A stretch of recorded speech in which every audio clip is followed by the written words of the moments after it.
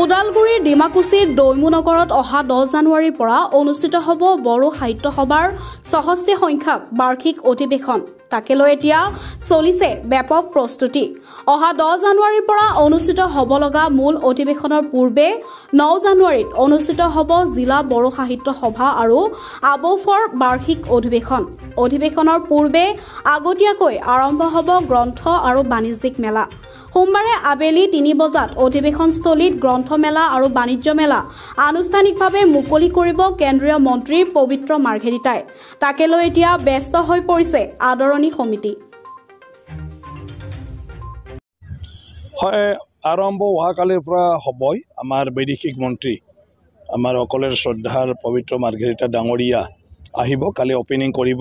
মানে আমাৰ যি প্ৰদৰ্শনী আছে বাকী সব কাম চলি আছে। আমাৰ মূল সাহিত্য সভাৰ কাৰ্যসূচী 10 তাৰিখৰ পৰা হ'ব জানুৱাৰীৰ, আৰু ইয়াৰ আগতেও বিভিন্ন মানে সাংস্কৃতিক মানে যি আমাৰ exchange program, cultural exchange program হৈ থাকিব এক্সিবিশ্যনৰ লগতে। গতিকে কালিৰ পৰা চবেই আহিব পাৰি আৰু ইয়াত মানে চাবলৈ। বাকী কামখিনি চলি আছে, গোটেই প্ৰায় 80% 90% কাম সম্পূৰ্ণ হৈছে। গতিকে যি এটা আশাৰে এই অঞ্চলৰ ৰাইজে বড়ো সাহিত্য সভা মানে এটা কি কয় ইয়াত পাতিব বিচাৰিছিলে, আতিথ্য দিব বিচাৰিছিলে, মই ভাবোঁ সেয়া মানে ভালদৰে পূৰণ হ'ব। চবৰে মনৰ কথা। আমাৰ মুখ্যমন্ত্ৰী ডাঙৰীয়া আহিব ডক্টৰ হিমন্ত বিশ্ব শৰ্মা 12 তাৰিখে, আৰু গভৰ্ণৰ ডাঙৰীয়া আহিব আমাৰ 11 তাৰিখে, আৰু কেন্দ্ৰীয় মন্ত্ৰী সৰ্বানন্দ সোণোৱাল ডাঙৰীয়া 11 তাৰিখে আহিব। অহাকালিতো আমাৰ পবিত্ৰ মাৰ্ঘেৰিটা ডাঙৰীয়া মানে আহিব অপেনিং কৰিবলৈ। বাকী পীযুষ হাজৰিকা ডাঙৰীয়া, বিমল বৰা ডাঙৰীয়া তেখেতসকলকো আমন্ত্ৰণ জনোৱা হৈছে, আৰু ৰণোজ পেগু ডাঙৰীয়াকো আমন্ত্ৰণ জনোৱা হৈছে, তেখেতে অহাৰ কথা।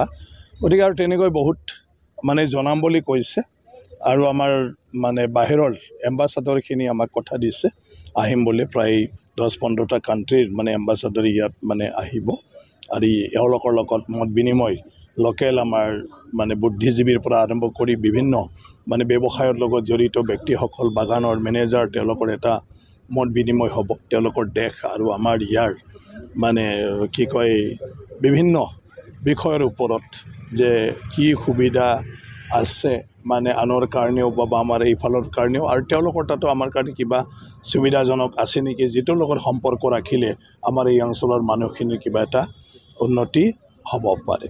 বাকী সাহিত্যিকসকল আহিব, সাহিত্য চৰ্চা কৰিব। নিৰাপত্তাত আমাৰ জিলা প্ৰশাসন আছে, অলৰেডি তেওঁলোকে আহিছে। SP ডাঙৰীয়া নিজে নিৰীক্ষণ কৰি আছে, DC ডাঙৰীয়া নিৰীক্ষণ কৰি আছে।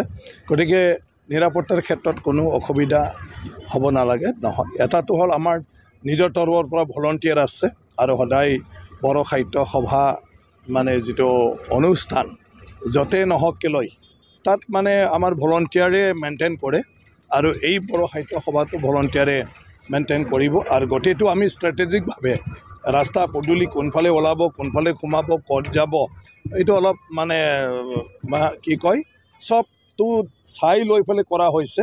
গতিকে সেইকাৰণে মানুহ অহা যোৱা, সোমোৱা ওলোৱা ইমান অসুবিধা হ'ব নালাগে। ভাষা, সাহিত্য, সংস্কৃতি সেইটো হ'ল আমাৰ এটা জাতিটোৰ এটা অংগৰ নিচিনা। সেয়া নাথাকিলে আমি নিজৰ পৰিচয়টো হেৰুৱাই পেলাওঁ।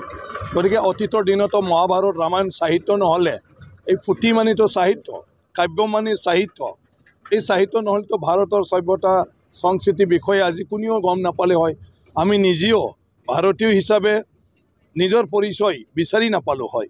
গতিকে সেইবোৰ সাহিত্য আকাৰত থকাৰ কাৰণে বেদৰ পৰা আৰম্ভ কৰি যিমান আপোনাৰ ধৰ্ম পুথিয়ে হওক, কিবা এটা আমাৰ সভ্যতা সংস্কৃতিৰ পুথিয়ে হওক, যি আছে আজি হাজাৰ হাজাৰ বছৰ আগৰ বিষয়ে আমি জানিবলৈ সক্ষম হৈছোঁ।